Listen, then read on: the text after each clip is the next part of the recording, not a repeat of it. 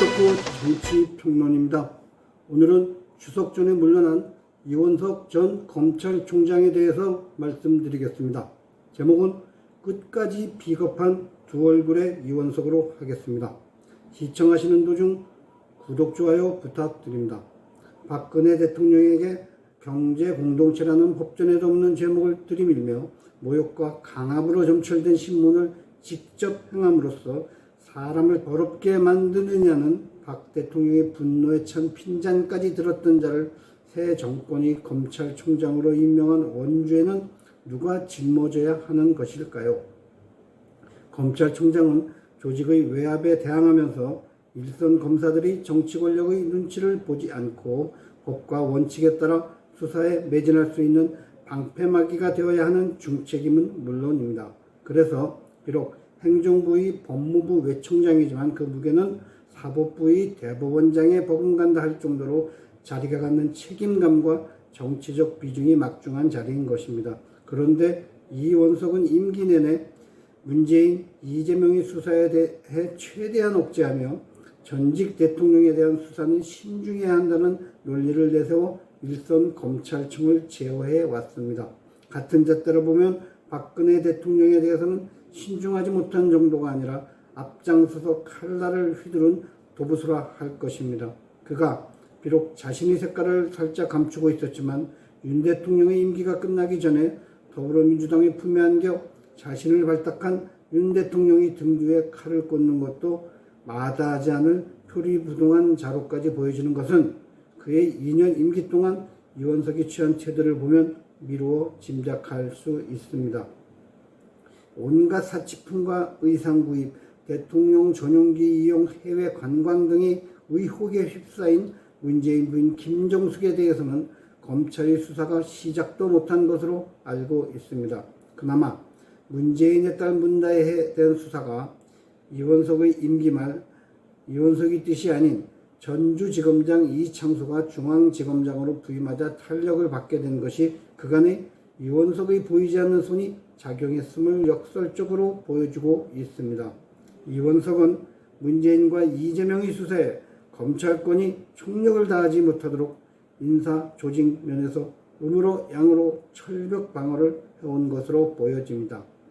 그의 임기가 끝나가면서 비로소 문재인 일가에 대한 수사에 탄력이 붙는 모습이 이를 뒷받침하고 있습니다. 이원석은 김건희 여사에 대해서는 임기 내에 마무리한다는 명분으로 수사팀을 별도로 구성, 수사를 서두르는 기민함까지 보이는 철저한 기회주의자 행태를 보였습니다. 그는 서울중앙지검이 제3의 장소에서 김 여사 수사를 하자 수사팀에 대한 책임 추궁을 지시했다가 내부 반발에 철회를 하는 등 비굴한 행태까지 보인 바가 있습니다. 임기 말 갈팡질팡하는 자들이 전형입니다. 그는 기자들 질문엔 달관한 부처처럼 선문답으로 일관하며 다 끝난 수사의 종결 처분을 미룬 채 외부 인사들로 구성된 검찰 수사심의위에 부의하는 이중적 행태를 보였습니다. 거기서도 불기소 의견이 나오자 이번에는 북한을 제집 드나들듯 하던 종북주사파 최재형 가짜 목사의 명품 파우치 사기 기획자에 대한 수사 역시 검찰 수사심의위에 부의하는 짓을 저질렀습니다. 종북주사파 범죄자는 누구라도 본인이 원하면 국가 예산을 들여 수사심의위를 개최해서 기소 여부를 결정한다는 새로운 룰을 확립하려 한 것일까요? 그는 검찰을 이런 간단한 사건이 수사 및 기소 여부도 스스로 판단 못하는 무능한 집단으로 만들었습니다. 또한 이는 사실상 별개의 사건을 동일 사건으로 오인케 하는 교묘한 이중 플레이인 것이기도 합니다.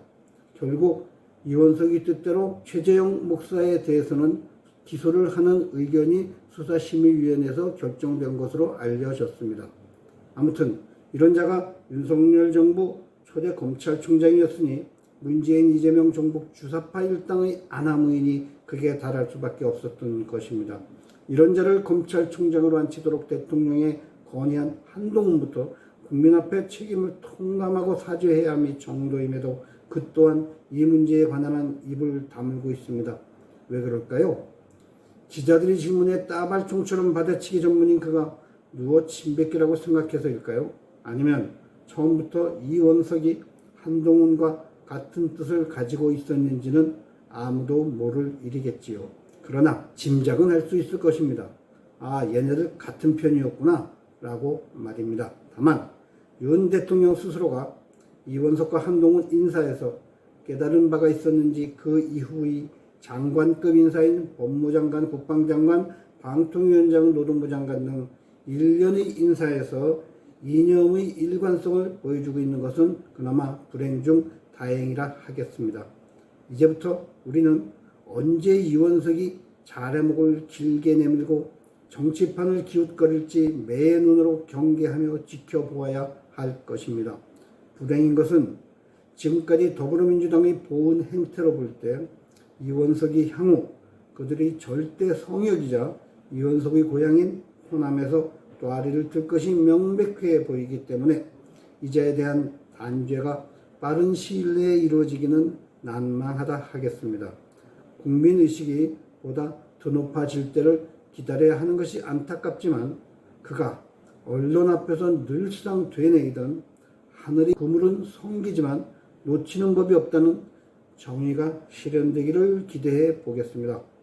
폴리토코 김승재 주필이었습니다. 감사합니다.